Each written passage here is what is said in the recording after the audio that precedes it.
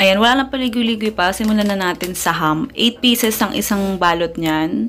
Bawat isang ham, hatiin mo sa 3 pilaso. Piraso. Para makabuo ka ng 24 pieces. Tapos, itong 90 grams na cheese, hatiin mo sa 24 pieces din. Tapos, tabi mo lang ulit.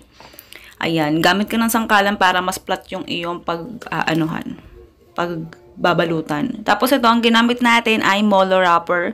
Mahirap makabili niyan mga madam, pero sa Pure Gold meron. Oo, sa palengke mahirap maghanap eh. Oo, tsaka sa mga grocery. Kaya diretso ka na sa Pure Gold. Tapos, ayan, kuha ka ng sliced cheese, ilagay mo doon sa molo wrapper. Sa molo wrapper pala, 24 pieces lang din yung nagamit natin. Ayan, ganyan lang. Patong mo lang ng ganyan. Oo. Kaarte-arte, hindi pa ilapat ng maigi, ano? Lipat-lipat pa, no? Ayan, tapos sliced cheese, yung hiniwa natin yung cheese kanina. Oo. Di ko na pinakita sa inyo kung paano hiwain dahil alam kong marunong naman kayong maghiwa. Oo. Tapos ayan, i-fold mo lang, itiklop mo, i-rolyo mo, parang nagbabalot ko lang ng lumpia. Tapos gamit ka ng tubig, sausaw mo yung kamay mo, tapos ayan, ipahid mo sa molo wrapper sa dulo para dumikit. Oo, para malak mo yung molo wrapper. Para madikit. Ayan, ganyan itsura niya mga madam. Huwag kang mag-alala, hindi malulusaw yung cheese mo. Oo, basta gamit ka ng mga cheese na hindi agad nalulusaw. Huwag yung quick melt kasi lusaw talaga agad yan, masusunog. Ayan, 24 pieces yung nagawa sa recipe na to. Oo. Ayan, sa mga gagamit ng cheese, baka sabihin ulit, ayan, nalulusaw, baka malusaw, ganyan. Basta gamitin mo yung brand na okay o kaya Queso na cheese. Oo. Hindi naman yun sponsor nung ano na to. Hindi naman sponsor yun ng video to, pero yun yung mga tingin ko na hindi agad nalulusaw pag piniprito. Ayan, siguraduhin mo kapag ipiprito mo na, siguraduhin mo na mainit na yung mantika. Baka may narinig kayong tumutulong tubig na dito ako sa bano. Kasi, dito lang yung kulob. Oo, pag lapel, hindi ako makapag, yung voice over agad-agad kasi naglolo ko. Dahil malikot ang aking bunso.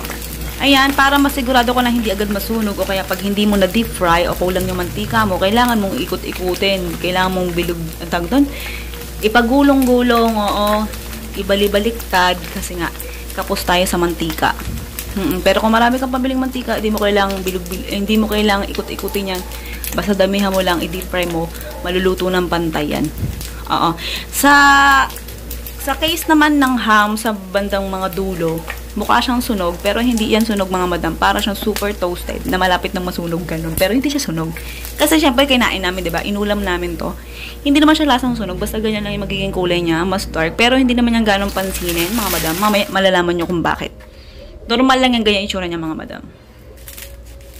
Ayan. Tapos, hatiin mo sa gitna bawat isa, mga madam. Bale, ang pinaka-total na nagawa natin, kapag hinati mo sa gitna, 48 pieces. Ayan, ganyan yung itsura niya mga madam, diba? Hindi na napansin yung kaninang super toasted na ham sa labas.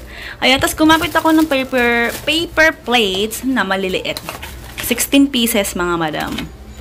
Oo. Tapos, bawat paper plates, lagyan mo ng 3 pieces na ham and cheese rolls. Oo, pagandahin mo ang pangalan. Oo, para pag maganda yung presyo, walang magreklamo. Sa paglagay naman ng sausawan, pwedeng ketchup ang ilagay mo. Tapos, depende sa'yo kung gaano karami gusto mong ilagay. Pero kung gusto mong mayonnaise, pwedeng yun yung gamitin mo sausawan. Ayan, ito ang ating finished product, mga madam, ha? Ham and cheese rolls. Ayan, panoorin hanggang dulo para iwas reklamo, iwas pagkakasala. Pagtapos ng taste sa to, ayan, kain tayo mga madam bago pa man matapos. Sarap nito mga madam, super. Oh, pwede siyang pang-ulam, pwede siyang pang-papak. Maganda siyang street food. Inulam namin to mga madam, inulam. Oo, sarap, oo. Ayan, ito na yung recipe at costing mga madam. Ikaw nang bahala kung gusto mong gayahin, gusto mong itry lang. Kung kilos sa lasa, ayan na. Kung gusto mong itinda, ayan na rin yung costing. Kung magkano pwede mong kitain sa loob ng isang araw, isang buwan, at isang taon.